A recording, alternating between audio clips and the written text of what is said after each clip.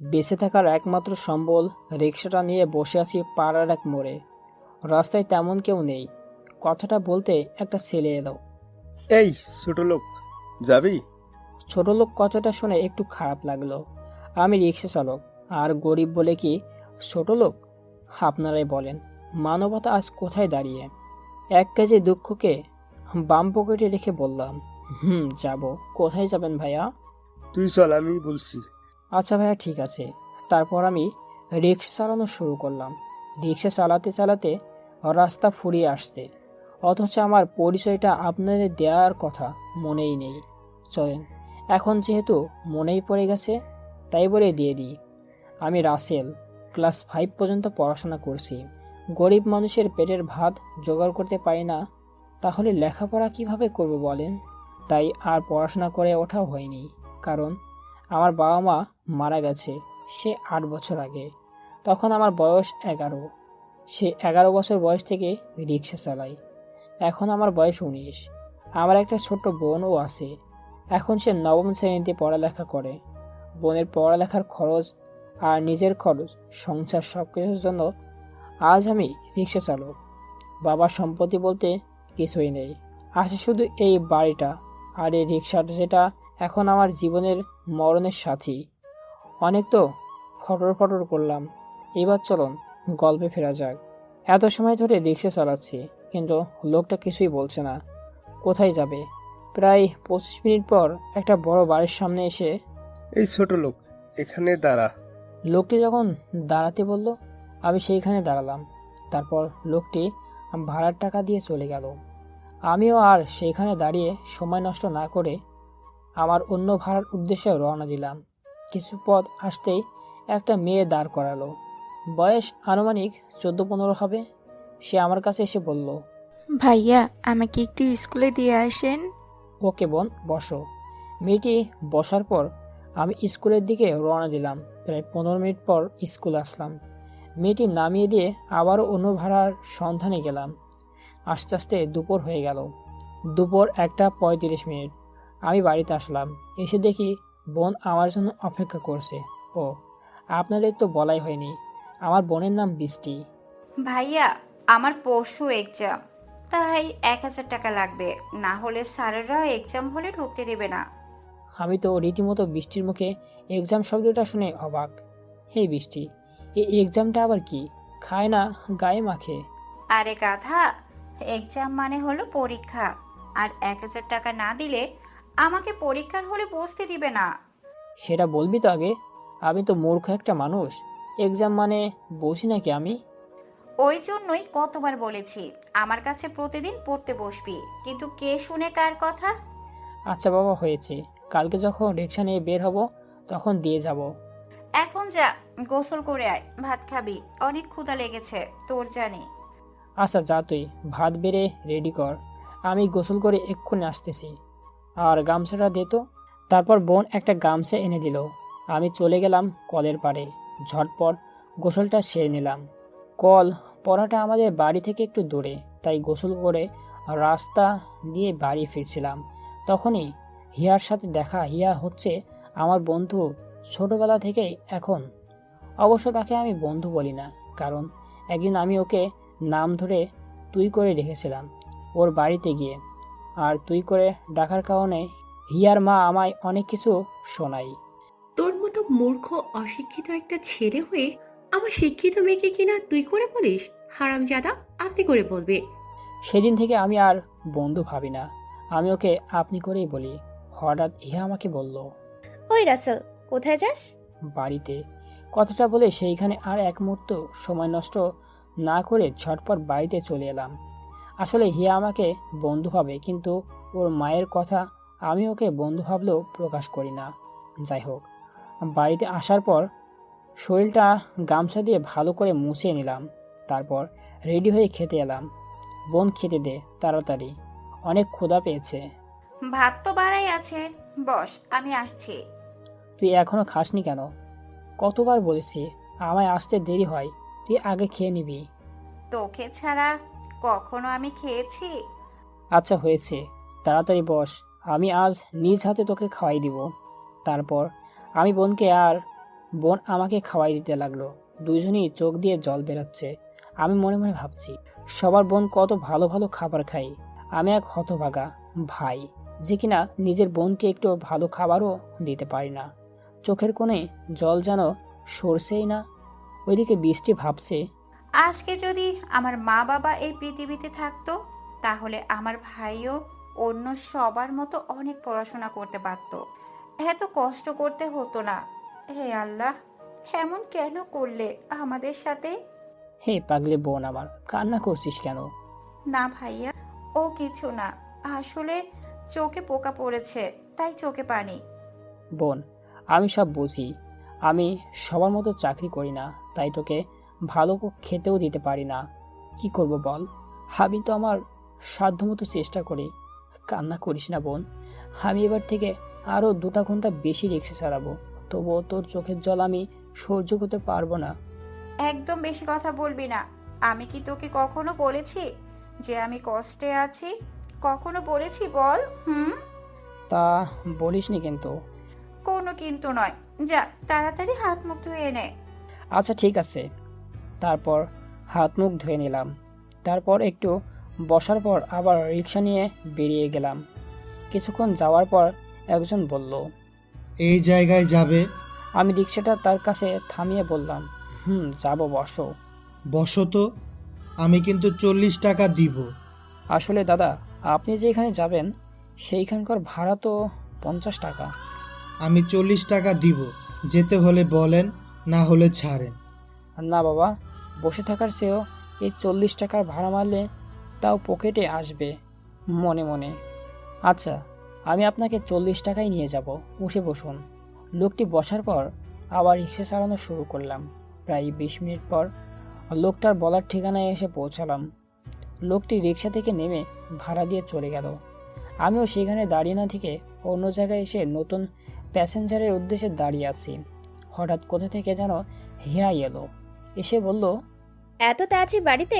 চল, দেখছিস না সন্ধ্যা হয়ে এলো। আচ্ছা চলুন। তারপর হিয়াকে নিয়ে বাড়িতে এলাম।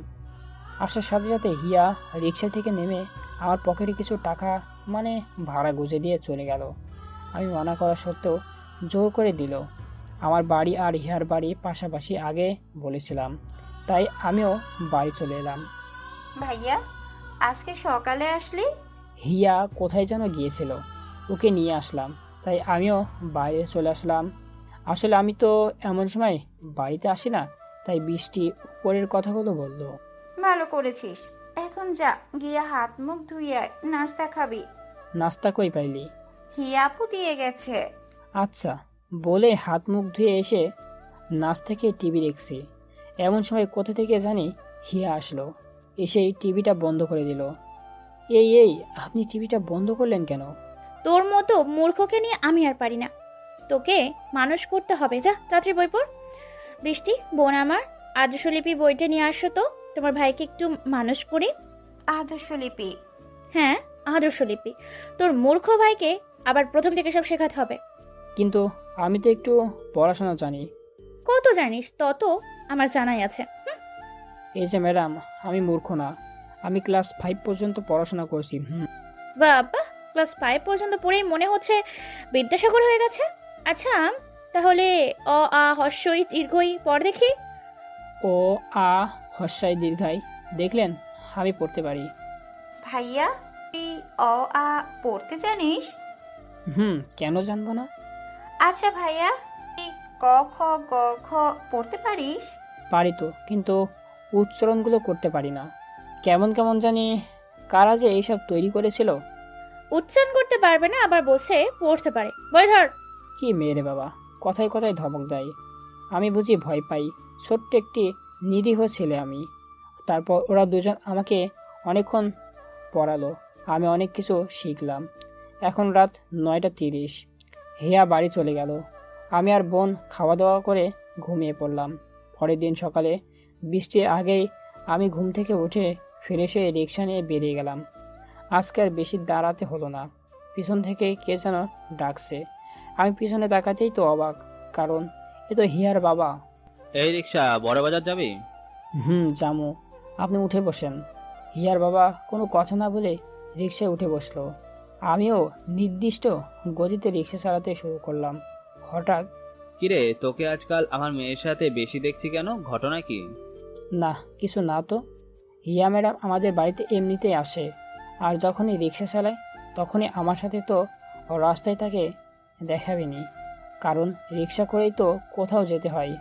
সেটা বুঝলাম, কিন্তু যদি খারাপ কোনো মতলব থেকে থাকে তাহলে মন থেকে ঝেড়ে ফেলে দে, না হলে তোর লাশকেও নর্দমায় খুঁজে পাবে না। এই এসে গেছি, থাম। আমি মনের মাঝে একটু ভয়ের চিন্তা নিয়ে রিকশা থামালাম, কারণ তার গন্তব্যস্থলে এসে গেছি। এই নে তোর ভাড়া। স্যার, আমার কাছে তো খুচরা নেই, আপনি একটু খুচরা দিন, মাত্র বের হয়েছি, আর আপনি আমার আজকের প্রথম প্যাসেঞ্জার। তোদের মতো ছোট লোকদের নিয়ে এক হয়েছে চালা। এই নে ধর টাকা। আজ এই ছোট লোকগুলো আছে বলেই আপনারা সুখে শান্তিতে বসবাস করতে পারছেন। আমার মতো হাজার রিক্সাওয়ালাও আছে বলে আপনারা বাইরে চলাচল করতে পারছেন। হিয়ার বাবা কিছু না বলে হনহন করে চলে যায়। আমিও আর সেইখানে দাঁড়িয়ে না থেকে আবার অন্য ভাড়ার খোঁজে চলে আসি। এভাবে অনেক সময় ভাড়া মারার পর দুপুরে বাসায় আসলাম। বাসায় এসে দেখি বৃষ্টি আর হিয়া বসে আছে, কথা বলছে। ভাইয়া তুই এসেছিস? যা হাত মুখ ধুই আয়, আমি ভাত দিচ্ছি। আপু তুমিও আমাদের সাথে খাও, ভালো কিছু না হলেও শুটকি ভর্তা তো দিতে পারবো।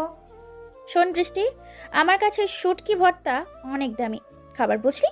আমিও খাবো না, রেডি কর। বৃষ্টির মুখে হাসি ফুটে ওঠে হিয়ার এমন মিষ্টি মন মাতানো কথা শুনে। আচ্ছা এসো বসো। আমি হাত মুখ ধুয়ে এসে বসে পড়লাম, কিন্তু হিয়া শুধু বারবার আমার দিকে তাকাচ্ছে। ঘটনা কিছু বুঝতে পারলাম না। সে যাই হোক, খাবার খেয়ে উঠে একটু বসে আছি।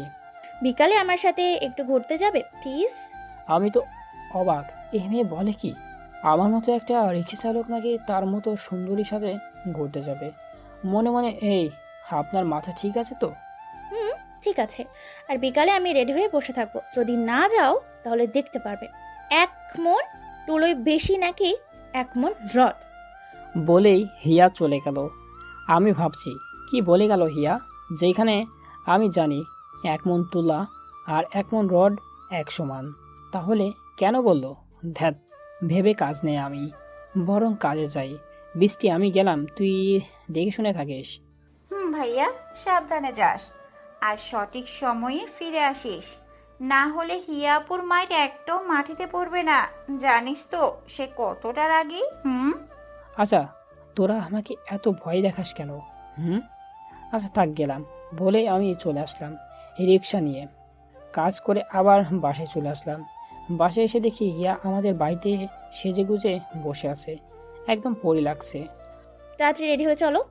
আমি কিছু বলতে পারলাম না, কারণ যেতে মানা করলে আমার উপর দিয়ে তুলো আর রডের হিসাবটা করবে, তাই আমি রেডি হয়ে আসলাম। চলো তাড়াতাড়ি। তারপর আমি রিক্সা করে হিয়াকে নিয়ে আসলাম একটা পার্কে। আচ্ছা, এখানে আসলেন কেন বুঝলাম না। তোমার কিচ্ছু বুঝতে হবে না, বুদ্ধ একটা। চলো ভেতরে যাওয়া যাক। হিয়া আমার হাত ধরে একটা ফাঁকা জায়গায় নিয়ে দাঁড় করালো। এভাবে দাঁড়িয়ে থাকবে, একটুও নড়বে না, বলে দিলাম। আচ্ছা ঠিক আছে। দেখলাম হিয়া তার ভ্যানিটি ব্যাগ থেকে একটা গোলাপ বের করে আমার সামনে হাঁটু গেড়ে।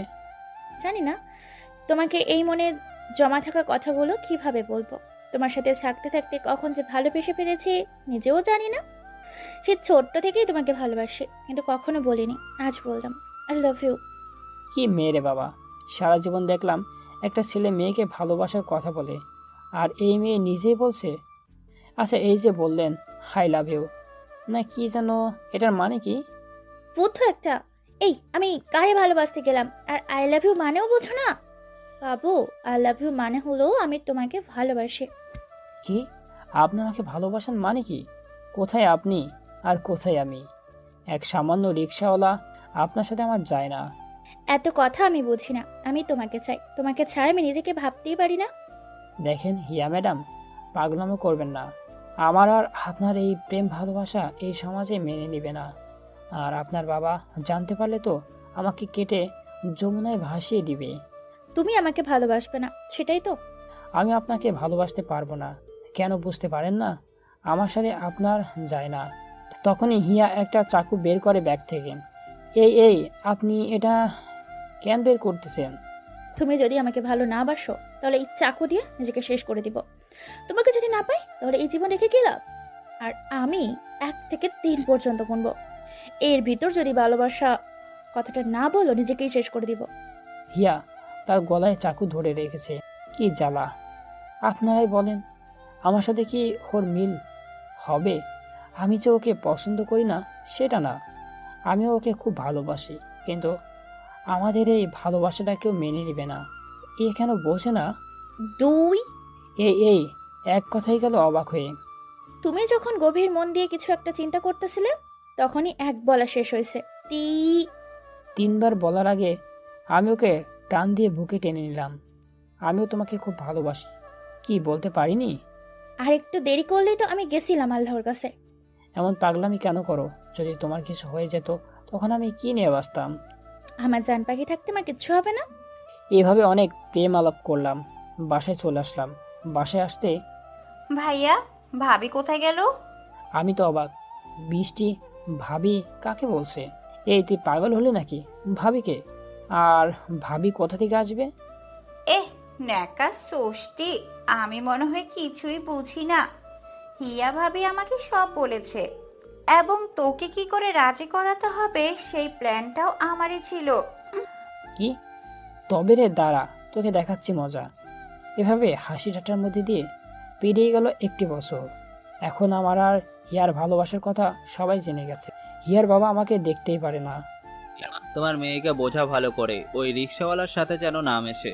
আমি কিন্তু মেনে নিব না। আমি বোঝাতে বোঝাতে সব কথা ফুরিয়ে গেছে।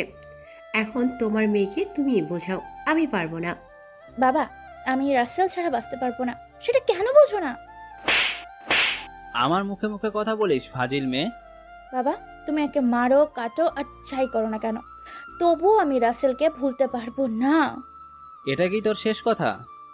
এটাই আমার শেষ কথা। আমি মরলেও রাসেলের সাথে মরবো, আর বাঁচলেও রাসেলের সাথেই বাঁচবো। আজ থেকে মনে করব আমার কোনো মেয়ে নেই, আমি নিঃসন্তান। বেরিয়ে যা আমার বাড়ি থেকে। যদি কখনো আমার বাড়িতে আসিস তো আমার মরা মুখ দেখবি। হিয়া কান্না করেই যাচ্ছে। হিয়ার বাবা হিয়াকে ধাক্কা দিয়ে বাড়ির বাহিরে বের করে দিয়ে দরজা লাগিয়ে দেয়। বাবা দরজা খোলো, আমি কোথাও যাবো না, প্লিজ বাবা দরজা খোলো। এদিকে তুমি মেয়েটার সাথে এটা করতে পারলে ও কোথায় যাবে?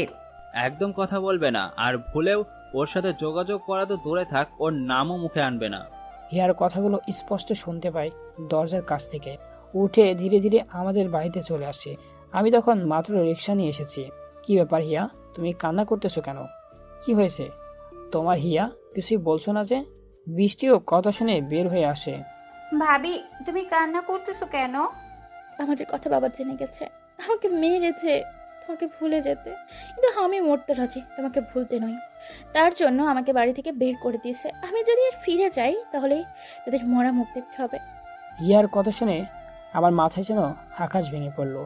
হিয়া দেখো, তারা তোমার উপর রাগ করে বলেছে, চলো আমি তাদের বুঝিয়ে রেখে আসি। তুমি আমাকে এক্ষুনি বিয়ে করবে। কি বলছো এসব? তোমার মাথা ঠিক আছে? বুঝেছি, সব ছেলেরাই এরকম ভালোবাসবে ঠিকই, কিন্তু বিয়ের কথা বললেই মেয়ের মাথা পাগল হয়ে গেছে। আচ্ছা, ভালো থেকো। কোথায় যাচ্ছ তুমি? কোথায় আর যাবো, এই জীবন রাখার তো আর কোনো উপায় নেই। ভাইয়ার কি হবে এখন? হিয়া চলো কাজী অফিসে, আমি এক্ষুনি তোমাকে বিয়ে করব। হিয়ার মুখে হাসির রেখা ফুটে ওঠে। আমি আর হিয়া কাজী অফিসে গিয়ে বিয়ের কাজ সম্পন্ন করে বাসায় আসলাম। ভাইয়া, তোরা এখানে বস, আমি আসতেছি। একটুবার বৃষ্টি হাতে করে একটু চিনি এনে আমাকে আর হিয়াকে খাওয়াই দিল। কি করবে, ঘরে তো আর মিষ্টি নেই।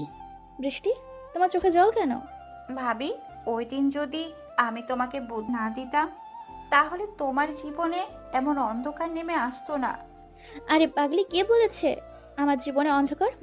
তুমি আর তোমার ভাই আমার জীবনে এলইডি লাইটের মতো, বুঝেছো? কখনো অন্ধকার মনে হবে না। বৃষ্টি হিয়াকে জড়িয়ে ধরে কান্না করে দেয়। হিয়া বৃষ্টিকে অনেক কিছু বলে শান্ত করে। ভাইয়া, তুই তো প্রতিদিন বারান্দায় থাকিস, আমি রুমে থাকি। আমি বলি তুই ভাবিকে নিয়ে রুমে থাক, আমি বারান্দায় থাকি। বৃষ্টির কথা শুনে আমার চোখ দিয়ে পানি চলে আসে। আজ আমার মা বাবা থাকলে হয়তো এভাবে কথা বলতো। বোন, তুই ভাবলি কি করে? আমার কলিজাকে বারান্দায় রেখে আমি রুমে থাকি। এতটা পাষাণ হৃদয়ের মানুষ তো ভাই না। তাহলে এখন কি হবে? একটাই রুম ঘরে। বৃষ্টি, তোমাকে কি মনে করেছো আমার একটুখানি খুশির জন্য তোমাকে দূরে ঠেলে দিব? এমন স্বার্থপর নই আমি। ভাবি, বোঝার চেষ্টা করো, আজকে তোমাদের বাসর রাত। আর এই রাত একটা নারীর জীবনে একবারই আসে। বৃষ্টি শোনো, বাসর রাত হয়তো জীবনে একবার আসে, কিন্তু স্বামী স্ত্রী চাইলে তাদের প্রতি রাত বাসর রাত হয়ে ওঠে, বুঝেছো? আমি আর তুমি ভেতরে থাকবো, আর তোমার মূর্খ ভাইয়া বারান্দায়। কি, আমাকে মূর্খ বলে অপমান করা হচ্ছে তাই না? তুমি জানো না, এখন আমি নিজের নাম পুরো লিখতে পারি। এই কথা শুনে হিয়া আর বৃষ্টি হাসতে শুরু করে। শুনেছো বৃষ্টি, তোমার ভাই নিজের নাম পুরো লিখতে পেরে নিজের শিক্ষিত মনে করছে। ভাবি, আজ থেকে আমার আর তোমার মিশন এই গাধাটাকে মানুষ করে তোলা। ঠিকই বলেছো, আগে কিছু করতে পারিনি, এখন না পারলে না চামড়া তুলে নিব। এভাবে অনেক কথা বলতে বলতে রাতে ঘুমিয়ে। আজকে আমাদের বাসর রাত কীভাবে কাটলো সেটা আপনাদের কিন্তু অজানায় নয়। দোয়া করি আল্লাহ এমন বাসর রাত যেন কারোর জীবনে না দেয়, যে রাতে স্বামী এক জায়গায় আর বউ অন্য জায়গায়। সকালে আমার আগে ঘুম ভেঙে যায় হিয়া আর বৃষ্টির। আমাকে না ডেকে তারা ফিরে এসে নাস্তা তৈরি করে, যা বাজার আনা ছিল তাই দিয়ে। বৃষ্টি, তুমি রান্না করো, আমি বরং তোমার নবাব ভাইকে একটু জাগিয়ে আসি। যাও ভাবি। তখন হিয়া এসে দেখে আমি এখনো গভীর ঘুমে। হিয়া এসে আমার কপালে একটা ভালোবাসার পরশ এঁকে দেয়। বাহ, বলছা কিভাবে ঘুমাচ্ছে দেখো, মনে হচ্ছে কোনো চিন্তা নেই, একদম ইনোসেন্ট একটা বাচ্চা। এই বৃষ্টির ভাই উঠো, অনেক বেলা হয়েছে। আমি হিয়ার ডাক শুনে একটু একটু করে চোখ মেরে দেখি হিয়া আমার সামনে দাঁড়িয়ে আছে। কি বলেন আপনারা, হিয়ার সাথে একটু মজা করা যাক? হাজার হলো একটা মাত্র আদরের বউ আমার। আমি হিয়ার হাত ধরে টান দিলাম, সোজা হিয়া আমার উপর এসে পড়লো। এই, তোমার মনে কি শয়তানি বুদ্ধির উদয় হলো নাকি? সকাল সকাল কি শুরু করেছো? এমন করো কেন? রাতে তো আমাকে প্রাপ্য আদর থেকে দূরে রেখেছিলে, এখন তো একটু আদর দাও। আমি হিয়ার মুখের দিকে মুখ দিতে দিতেই বললাম, এই এই একদম দুষ্টুমি না।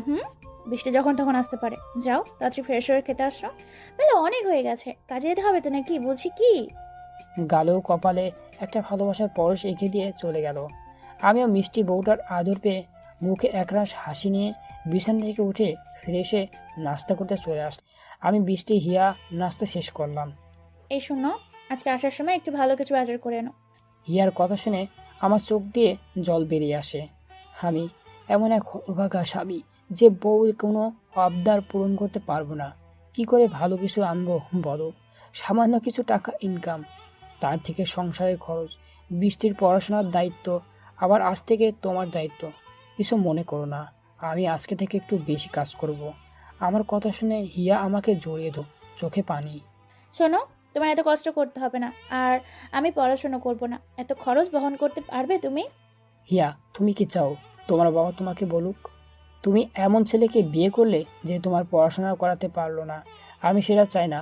আমার জীবনের রক্ত বিক্রি করে হলেও তোমার পড়াশোনার খরচ চালাবো। আমার মনে হয় আগের জন্মে ভালো কোনো কাজ করেছিলাম, যার জন্য তোমার মতো ভালো মনের একটা মানুষ জীবনসঙ্গী হিসেবে পেয়েছি। আমি হিয়ার চোখে পানি মুছে দিয়ে কপালে একটা ভালোবাসার পরশ দিয়ে বৃষ্টিকে বলে রিক্সা নিয়ে বেরিয়ে আসলাম। মনের মধ্যে একটা চিন্তা, কি করে আজকে একটু ভালো কিছু বাজার করে নিয়ে যেতে পারবো, এসব ভাবছি। তখনই সেই দিনের লোকটি। এই যে রিক্সাওয়ালা, এখানে যাবা, একটা বস্তা আছে, আমি কিন্তু 200 টাকা ভাড়া দিব, বেশি দিতে পারবো না। চলেন। তারপর আমি বাসটা তুলে লোকটার কথা মতো তার গন্তব্যস্থলে রেখে আসলাম। পুরো 200 টাকা দিল। এভাবে সারাদিন অনেক ভাড়া। দুপুরে দোকান থেকে কিছু খেয়ে নিলাম। আল্লাহর রহমতে ভালোই ইনকাম হলো আজকে। রাতে বাসে আসলাম। কিছু বাজার করে ভালো কিছু তো কিনতে পারিনি, তাও যতটা পেরেছি ততটাই এনেছি। এই, তুমি আজকে দুপুরে আসলে না কেন? জানো, আমার কত চিন্তা হচ্ছিল তোমার জন্য। আরে পাগলি, কান্না করো কেন? আজকে একটু কাজের চাপ বেশি, তাই আসিনি। তাই বলে খাবার খাওয়ার জন্য আসবে না? জানো, তোমার বোন কিচ্ছু খাইতে চায়নি তুমি ছাড়া। আর বলো না, ও আমাকে সারা খায় না। কেন খাবো? তুই জানিস না তোর মুখে খাবার না দিয়ে আমি কখনো খাই না। এখন যাও, জলদি এসব রান্না করো। আজকে মজা করে খাবো সবাই মিলে। বৃষ্টি, তুমি পড়তে বসো, আর তুমি ফ্রেশ হয়ে বৃষ্টির কাছে একটু পড়া শেখো। আমি বরং এইটুকু সময়ের মাঝে রান্নাটা সেরে ফেলি। ভাবি, তুমি একা একা রান্না করতে পারবে না, আমি বরং তোমার সাথে রান্না করি। তোমাকে যেটা বললাম সেটা করো। বলেই হিয়া রান্না করতে চলে গেল, আর ফ্রেশ হয়ে বৃষ্টির কাছে পড়তে বসলাম। পাক্কা 2 ঘন্টা পরে মহারানীর রান্না শেষ হয়। আর এই অনেক পড়াশোনা হয়েছে, এখন চলো তাড়াতাড়ি খেয়ে নিবে। তারপর সবাই একসাথে খাবার বাবর শেষ করে শুয়ে পড়লাম। সকালে সবার আগে ঘুম থেকে উঠে আমি রিক্সা নিয়ে চলে গেলাম। কাজ করে দুপুরে বাসায় আসলাম। এভাবে চলছিল আমাদের অভাবের সংসার। একদিন রাতে বললাম আমি আর পড়ালেখা করব না, কিন্তু তুমি তো আমার কথা শুনলে না। এখন কালকে 2000 টাকা পরীক্ষার জন্য জমা দিতে হবে, কোথায় পাবে? শোনো, আল্লাহর উপর ভরসা রাখো, সব হয়ে যাবে। আল্লাহ চাইলে কিছুই ঠেকে থাকে না। আমি বলি কি, যদি বাড়িতে একটু যোগাযোগ করে দেখতাম। দেখো, তারা তোমাকে শুধু অপমানই করবে, তাছাড়া কিছু না। আর তারা তো বলেই দিয়েছে তুমি তাদের সামনে গেলে মরা মুখ দেখতে হবে। আমি সকালেই টাকা দিব নে। কোথায় পাবে এত টাকা? একটা না একটা ব্যবস্থা হয়ে যাক। তুমি যাও, শুয়ে পড়ো চিন্তা না করে। তারপর হিয়া আমার ঠোঁটে একটা কিস করে চলে যাও ঘুমাতে। কিন্তু আমার ঘুম ধরছে না। টাকায় আছে 2000, চাউল সহ বাজারে সব কিছু কেনার জন্য। এখন হিয়াকে দিলে বাজার করব কি করে? এইসব ভাবতে ভাবতে কখন যে ঘুমিয়ে গেছি খেয়াল নেই। সকালে ফজরের আজান দিল। হিয়া আর বৃষ্টিকে নামাজ পড়তে বলে আমি মসজিদে গিয়ে নামাজ পড়ে আসলাম। হিয়া, এই নাও তোমার টাকা। হিয়া তো অবাক, আমি টাকা কোথায় পেলাম? তুমি টাকা পেলে কোথায়? আমার কাছে ছিল। এখন যাও ও রান্না করে রেডি হয়ে নাও, আমি তোমাকে কলেজে রেখে আসি। আচ্ছা। বলেই হিয়া রান্না করতে চলে গেল। বেশ কিছু সময় পরে রান্না শেষ হলো। সবাই নাস্তা করে নিলাম। আমি হিয়াকে নিয়ে কলেজে চলে আসি। হিয়া, নামো, তোমার কলেজে এসে গেছি। তুমি আমার সাথে চলো, টাকাটা জমা দিয়ে চলে আসবো। আমি যাব না, সবাই তোমাকে কি বলবে? একটা রিক্সাওয়ালা তোমার স্বামী। এই কথা বলছি, তখনই হিয়ার বান্ধবী বিথি আসে। কি রে হিয়া, এই ছোট লোক রিক্সাওয়ালা তোর বর? ভাবতেই তো ঘৃণা হচ্ছে আমার। ছি ছি ছি, তোর রুচি এত নিচে। বিথির কথা শুনে হিয়ার অনেক রাগ হয়। ঠাস করে হিয়া বিথির গালে লাগিয়ে দেয়। কি বলিস হুম?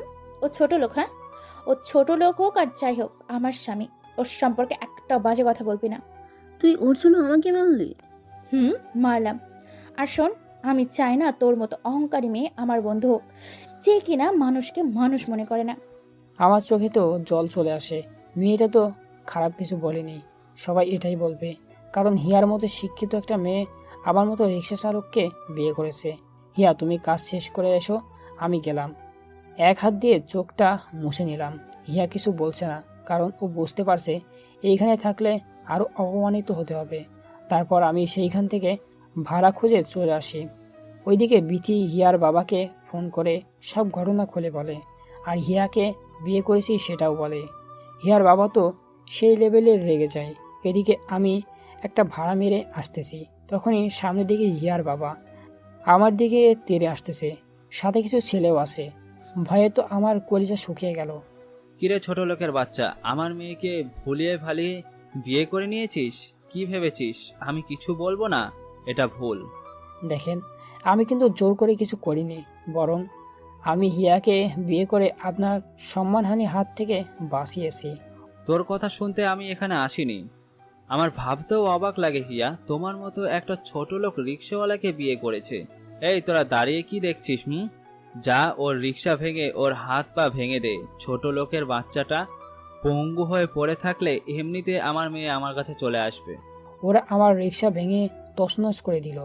আমি অনেক বোঝালাম, কিছুই বরং আমাকে অনেক মেরে রাস্তায় ফিরে গেল।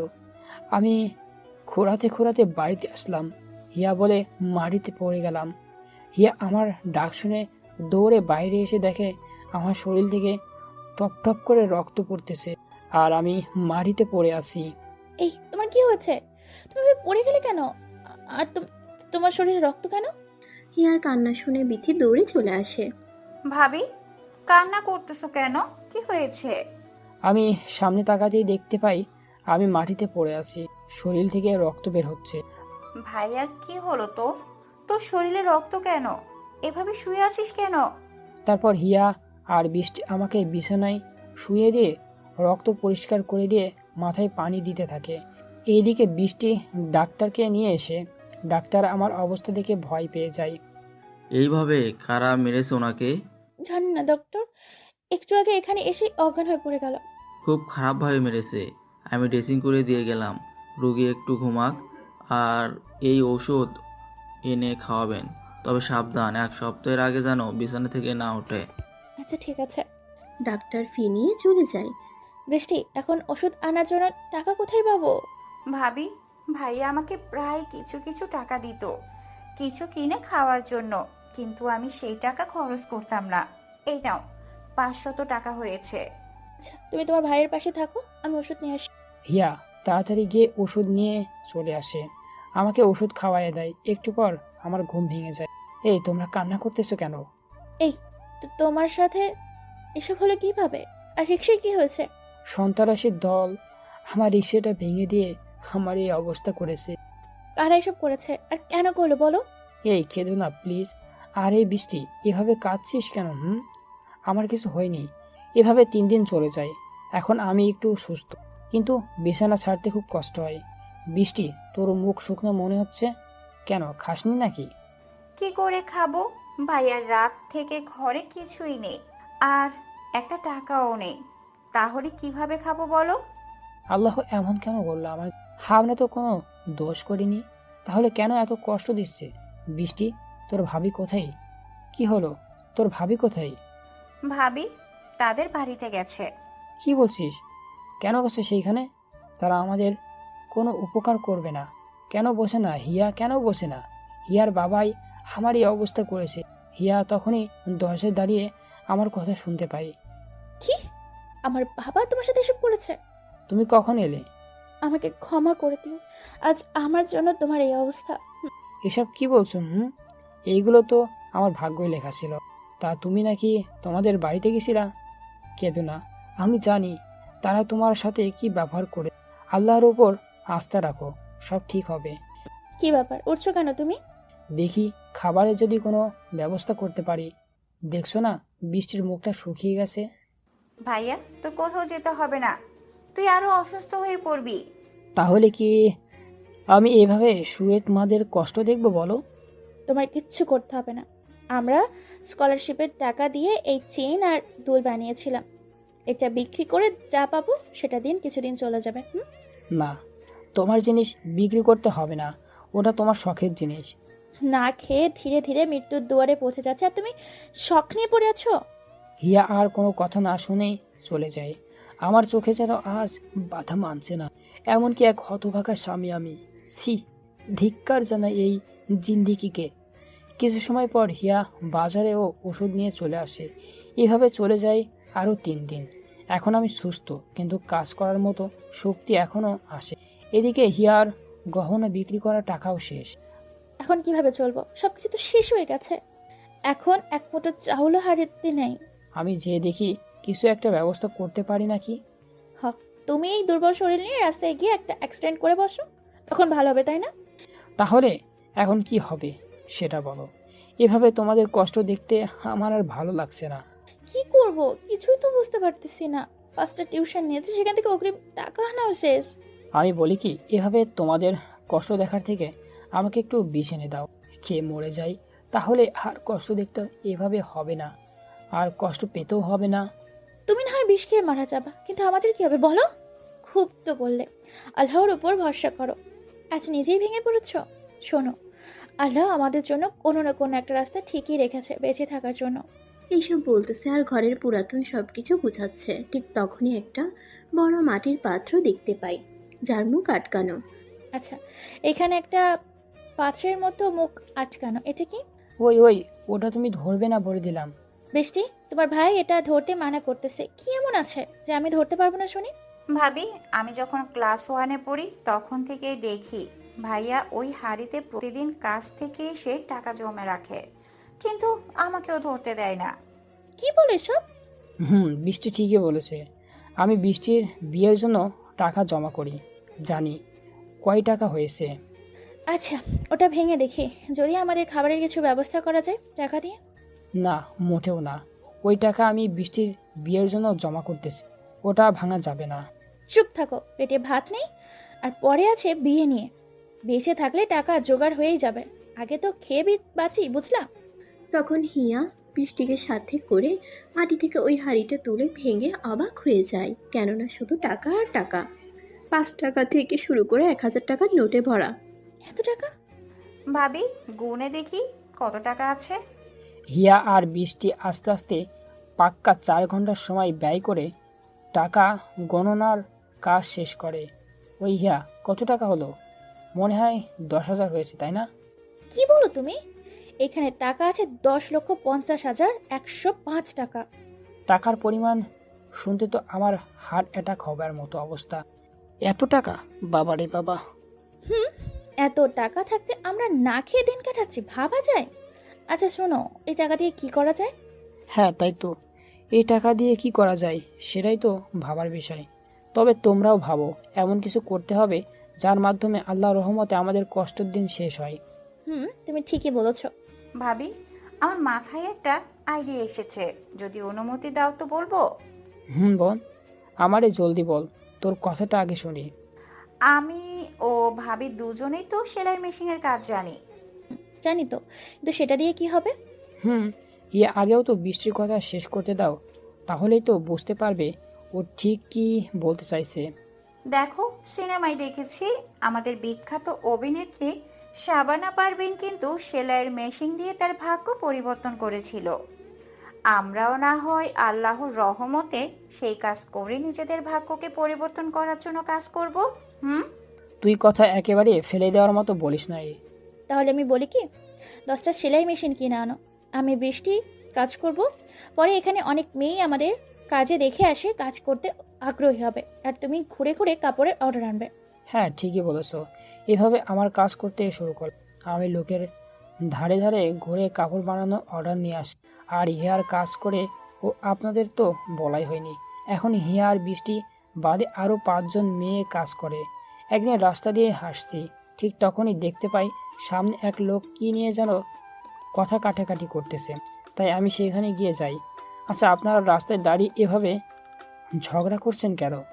আমার কথা শুনে কোট প্যান্ট পরা লোকটা, মানে মালিক, বলে, আর বলো না, এই লোকের কাছে আমি 300 পিস জামা বানাতে দিয়েছি, কিন্তু সে কিছুতেই বানিয়ে দিচ্ছে না, শুধু ঘোরাচ্ছে আমাকে। ও আচ্ছা, দেখেন, তার মনে হয় কোনো সমস্যা হয়েছে, তাই আপনার কাপড়গুলো বানিয়ে দিতে সমস্যা হচ্ছে। সমস্যা হলে সেটা আগেই বলতে পারতো। এখন আমার 7 দিনের ভেতরে এই জামাগুলো চাই, না হলে আমার কপালে খারাপই আছে। আচ্ছা, আমি বলি কি, আমিও এভাবে অর্ডার নিয়ে পোশাক বানানোর কাজ করে থাকি। যদি আপনি একটু ভেবে দেখতেন। তুমি কাজ সেলাইয়ের কাজ করো নাকি? আমি তো করি না, আমার বাসায় কাজ করার লোক আছে, নতুন শুরু করছি। আচ্ছা দেখো তো, এই ডিজাইনে কাজ করতে পারো নাকি?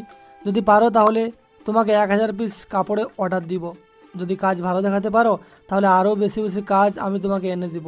ডিজাইন দেখে তো আমি অবাক, কেননা হিয়া রাতে আমাকে এইরকম ডিজাইনই কাপড় বানাবে বলেছিল। হ্যাঁ, আমি এই কাজ করতে পারবো। আমি তোমাকে প্রতিটি ড্রেসের জন্য 520 টাকা করে দিব। তাহলে 1000 পিসের মজুরি আসে 5,20,000 টাকা। এই নাও 20,000 টাকা অ্যাডভান্স, আর তোমার ঠিকানা দাও, এখনই সব মাল জামানা তোমার বাড়িতে পৌঁছে যাবে। তারপর আমি তাকে ঠিকানা দিয়ে ধন্যবাদ জানিয়ে খুশি মনে বাড়িতে চলে আসলাম। কি সাহেব, আজকে এত খুশি খুশি কেন মনে হচ্ছে আপনাকে? আমি হিয়াকে জড়িয়ে ধরে কোলে তুলে নিলাম। সবাই চেয়ে আছে আর মিটিমিটি হাসতেছে। হিয়া তো লজ্জায় চোখ বন্ধ করে আছে। এই, তুমি কি লজ্জা শরমের মাথা খাইছো নাকি? দেখছো না সবাই ফ্রিতে বাংলা সিনেমা দেখতেছে। হিয়া, জানো, আমি আজকে অনেক খুশি, অনেক। ভাইয়া, এত খুশির কারণ কি সেটা তো বল আগে। আজকে 1000 পিস কাজের অর্ডার পেয়েছি। 10 দিনের ডেলিভারি দিতে হবে। 20,000 টাকা অ্যাডভান্সও দিয়েছে। কি সত্যি? আর মজার বিষয় হলো, কাল রাতে তুমি যেরকম ডিজাইন বলেছো, এই কাজটা সে একই রকম ডিজাইন। তাহলে তো আমারও ভালো হবে, আমি ঠিকমতো কাজ করতে পারবো। কিছু সময় পর সব মাল সামানা নিয়ে কাজ বুঝিয়ে চলে গেল তারা। আমি সবাইকে কাজ বুঝিয়ে দিলাম। কাজ চলছে দ্রুত গতিতে। সবাই নিজেদের মতো করে কাজ করতেছে। 9 দিন পর সকালে আজকে তো কাপড়ের ডেলিভারি দিতে হবে, কিন্তু সবগুলোতে শেষ করতেই পারলাম না। সারাদিন পরলেও 100 পিস তো থেকেই যাবে। আরে তুমি কোনো চিন্তা করিও না, আজকে সবাই যদি একটু বেশি কাজ করে তাহলে সব হয়ে যাবে। মন দিয়ে কাজ করো। ভাইয়া ঠিক বলেছে। ভাবি, আমরা কিছু সময় বেশি কাজ করলে সব শেষ করতে পারবো। আজকে সবার পারিশ্রমিক একটু বেশি দিবে। সবাই বলল তাড়াতাড়ি কাজ করবে, কেননা এই কাজের মধ্যে কারোর পড়ার খরচ, কারোর বা সংসারের খরচ চলে। সবাই অনেক পরিশ্রম করে। রাতে 9টার মধ্যে সব কাজ শেষ করলো। সব জামা একসাথে করে আমি সকালে গাড়িতে নিয়ে ডেলিভারি দিতে যাই। আরে রাসেল, তুমি 10 দিনে সব কাজ শেষ করেছো? অনেক কষ্ট করতে হয়েছে সবাইকে, খুব খাটিয়েছি তাদের শুধুমাত্র আপনার এই অর্ডারের কাজটা সম্পূর্ণ করতে। শুনে খুবই খুশি হলাম, আর কাজগুলো খুবই নিখুঁতভাবে করেছে। এই না তোমার বাকি টাকা, আর আরও 10,000 পিসের অর্ডার নিয়ে যাও। তোমার কোনো সমস্যা হবে না তো শেষ করতে? না, তা হবে কেন? এই অর্ডার পেলে আমি মেশিন আরও বাড়াতে পারবো, যার মাধ্যমে আরও মানুষও কর্মব্যবস্থা হবে। দয়া করে জীবনে অনেক বড় হও, সততার সাথে কাজ করো। আমার সাপোর্ট তোমার জন্য সব সময় আছে। ধন্যবাদ আপনাকে, বলেই আমি টাকা বুঝে নিয়ে বাসায় চলে আসলাম। এভাবে দেখতে দেখতে 2টি বছর পার হয়ে যায়। সময়ের সাথে সাথে আমাদের ব্যবসাও বড় হতে থাকলো। এখন অনেক জায়গা থেকে কাজের অর্ডার আসে, আর ঘুরে ঘুরে অর্ডার খুঁজতে হয় না। এখন আর সেই 10টি মেশিন নেই, আছে হাজার হাজার মেশিন। জমি কিনে ফ্যাক্টরি খুলেছি, বাজারে কাপড় দোকান আছে, 10টি নতুন বাড়ি করেছি। এভাবে আমাদের ভাগ্যর চাকা পরিবর্তন হতে হতে পার হয়ে যায় আরও 2টি বছর। এখন আমাদের কোনো কিছুর অভাব। একসময় যে ছেলেটা বিয়ে করার জন্য হিয়া সবার থেকে কথা শুনতো, আজকে তারাই হিয়াকে বলে হিয়ার মতো কপাল কারোর হয় না। এই আপনাদের তো বলাই হয়নি, এখন বৃষ্টি আর হিয়া কোনো কাজ করে না। বৃষ্টি পড়াশোনা করতেছে, আর হিয়া আমার সাথে ব্যবসা দেখে। কারণ আপনারা তো জানেন আমি পড়ালেখা জানি না। এই চলো না, আজকে একটু শপিং থেকে ঘুরে আসি। আজকে তো আর অফিসে যেতে হবে না, আর কালকে বৃষ্টি আসবে, কয়েকদিনের জন্য নাকি কলেজ বন্ধ। ও আচ্ছা, চলো তুমি রেডি হয়ে আসো, আমি গাড়িতে বসে আছি, কেমন? যথা আজ্ঞা মহারাজা। তারপর আমি গিয়ে গাড়িতে বসে হিয়ার জন্য অপেক্ষা করতে লাগলাম।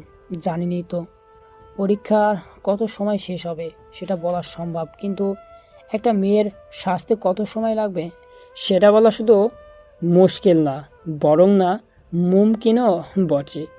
অনেকটা সময় পরে দেখতে পারলাম আমার সামনে একটা কালো পরি আসলো। বুঝলেন না তো? চলেন বুঝিয়ে বলি। হিয়া কালো কালারের শাড়ি পরেছে, যাতে হিয়াকে পরীর থেকে কোনো অংশে কম মনে হচ্ছে না। এইভাবে কি দেখো? আমার বুঝি লজ্জা করে না? ওরে মারে, বলে কি তোমার লজ্জা করে না? আগেও তো কখনো তুমি লজ্জা পেয়েছো দেখি নাই, আজকে হঠাৎ লজ্জা কিসের জন্য? দেখো, একদম মজা নেবে না, তাহলে না তালা পোকার জুস খাওয়াবো কিন্তু। বলে দিলাম, ফাজিল একটা। তারপর আমি আর হিয়া শপিং মলের উদ্দেশ্যে রওনা দিলাম। গাড়ি চলছে তার আপন গতিতে। রাস্তায় হঠাৎ আমার চোখ আটকে যায় একটা মানুষকে দেখে। সে আর কেউ নয়, সে হলো হিয়ার বাবা। ও আপনারা তো জানেন না, আমরা এখন অন্য শহরে থাকি, কারণ হিয়া ওদের শহরে থাকতে চায়নি। হিয়া, তোমার বাবার এই অবস্থা কেন? আমিও বুঝতে পারছি না, বাবা পাগলের মতো ঘুরছে কেন। আচ্ছা জানো, তুমি চুপটি করে বসে থাকো, আমি বরং যে কাউকে দিয়ে শুনে আসি তোমার বাবার কি হয়েছে। আচ্ছা যাও, আর শোনো, সাবধানে যেও কিন্তু। তারপর আমি গাড়ি সাইড করে একটা লোককে বললাম শ্বশুরমশাইয়ের এই অবস্থা কেন সেটা জানার জন্য। কিন্তু কিছু সময় পর লোকটা ফিরে এসে বলল আমার শ্বশুর নাকি অনেক অসুস্থ, হাসপাতালে ভর্তি, অপারেশন করতে নাকি 10 লক্ষ টাকা লাগবে। ওইখানে গিয়ে কি জানতে পারলে শুনি? আর তুমি ওই লোকটার সাথে বা কথা কেন বললে? না থাক, তেমন কিছু না, আর আমি গেলে তোমার বাবা চিনে ফেলতো, তাই ওই লোকটাকে দিয়ে শুনে আসলাম। বললে না কি হয়েছে? তোমার আম্মু অনেক অসুস্থ, হাসপাতালে ভর্তি, অপারেশন করার জন্য নাকি 10 লক্ষ টাকা লাগবে। তোমার বাবা অনেক খুঁজেছি, কিন্তু কোথাও টাকা জোগাড় করতে পারিনি, তার জন্য তোমার বাবা পাগলের মতো এইখানে ওইখানে ঘুরতেছে। ও আচ্ছা, চলো, এইখান থেকে আমাদের তো আর কোনো কাজ নেই, তাই না? কোথায় যাব এখন? তোমার আম্মুর অসুস্থতার কথা জেনেও তুমি কোথায় যেতে চাচ্ছ শুনি? আমরা শপিং করতে এসেছি। এখন বলছো কোথায় যাব? আমরা সেখানেই যাব, বুঝছো? কি, তোমার আম্মু হাসপাতালের মৃত্যুর সাথে পাঞ্জা লড়ছে আর তুমি শপিং করার কথা বলছো? তোমার মাথা ঠিক আছে তো নাকি? হ্যাঁ, আমার মাথা ঠিক আছে। যারা আমার দূর সময়ে পাশে ছিল না, আমার সর্বনাশ করতে চেয়েছে, তাদের পাশে কেন থাকবো? জানো, তুমি যখন অসুস্থ ছিলে, টাকার অভাবে আমরা না খেয়ে দিন পার করতাম, তখন আমি বাবা মায়ের পায়ে ধরে কান্না করেছিলাম আমাকে সাহায্য করার জন্য। দূর দূর করে তাড়িয়ে দিয়েছিল আমাকে। দেখো, তারা ভুল করেছে বলে আমরাও যে তাদের সাথে এমনটা করব সেটা কিন্তু না। তারা আমাদের গুরুজন। তুমি কি বলতে চাও সেটা বলো। এত ঘুরিয়ে পেঁচিয়ে কথা কেন বলছো? চলো, আমরা ওই হাসপাতালে গিয়ে তাদের কি অবস্থা, এখন তাদের পাশে থাকা আমাদের দায়িত্ব। তোমার মনে নেই বাবা কি বলেছিল? আমি তাদের সামনে গেলে তাদের মরা মুখ দেখতে হবে। আমার সব কিছু মনে আছে। এখন পূর্ণ কথা মনে রেখে তাদেরকে কি কষ্ট দিতে পারি বলো? আচ্ছা, যাব, চলো। তো আমরা দূর থেকে দেখিয়ে চলে আসবো, তাদের সামনে কিন্তু যাব না। তারপর আমি আর হিয়া হাসপাতালে আসার জন্য গাড়ি চালাতে লাগলাম। ও, আপনাদের তো বলাই হয়নি, আমরা আর আগের জায়গায় থাকে না, কারণ হিয়া চায় না তার বাবা মার চোখের সামনে থাকতে। এই দেখেন, আপনাদের সাথে কথা বলতে বলতে আমরা হাসপাতালে চলে আসলাম। কোনো রুমে আছে সেটা তো জানি না, তাই রিসেপশনের থেকে জেনে ওই রুমের সামনে চলে আসি। ভিতরে যাওয়ার সাহসও নেই, তাই বাইরে দাঁড়িয়ে আছি। ভিতরে কথোপকথন হচ্ছে। দেখুন, আপনিও যদি 2 ঘন্টার মধ্যে টাকার ব্যবস্থা না করেন তাহলে রুগীকে কিন্তু বাঁচানো সম্ভব হবে না। দেখুন ডাক্তার সাহেব, আমি অনেক চেষ্টা করেছি কিন্তু টাকা জোগাড় করতে পারিনি। আপনারা একটু কিছু করেন, আমি পরে টাকা দিয়ে দেব। দেখুন, এখানে কোনো ডাক্তারই বাকিতে অপারেশন করবে না, আর সেখানে 1-2 টাকা না, পুরো 10 লাখ। ডাক্তার সাহেব, আমি আপনার পায়ে পড়ছি, আপনি কিছু একটা করেন। সরি, আমি কিছু করতে পারবো না। এখন 2 ঘন্টার মধ্যে টাকা জোগাড় না করতে পারলে আমাদের কিছু করার নেই। বলেই ডাক্তার রুম থেকে বেরিয়ে আসে। আমি হিয়াকে বললাম, হিয়া, আমরা কি এখনো চেয়ে চেয়ে দেখব? তাদের উপকারে যদি না আসতে পারি তাহলে আমাদের এত টাকা পয়সা থেকে কি লাভ বলো? তুমি একটা কিছু করো। এভাবে তো টাকার অভাবে আমার কিছু হয়ে যেতে পারে, তাই না? আমি তো দিতে পারি না। আচ্ছা, তুমি এইখানে থাকো, আমি ডাক্তারের সাথে কথা বলে দেখি কি করা যায়। আচ্ছা, যাও, আমি এখানে তোমার জন্য অপেক্ষা করছি। তারপর আমি সেই ডাক্তারের কাছে চলে আসলাম। আসসালামু আলাইকুম ডাক্তার সাহেব, ভিতরে আসতে পারি? ওয়ালাইকুম আসসালাম। আসেন, কি সাহায্য করতে পারি আপনার জন্য বলেন। ডাক্তার সাহেব, আপনি এখন যে রোগীর রুম থেকে আসলেন তার চিকিৎসার জন্য পুরো 10 লক্ষ টাকা আমি দিতে চাই। আপনি এতগুলো টাকা কেন দিবেন? আপনি তাদের কি হন আমি কি জানতে পারি? ডাক্তার সাহেব, এরা জানার সময় আপনি পরে জানতে পারবেন। আচ্ছা ঠিক আছে, আপনি টাকা জমা দিন, আমি অপারেশনের ব্যবস্থা করতেছি। এমনিতেই এটা অনেক রেয়ার একটা অপারেশন। আচ্ছা ঠিক আছে, আমি এক্ষুনি টাকা জমা দিচ্ছি, কিন্তু আমি যে টাকা দিয়েছি সেটা যেন তারা জানতে না পারে।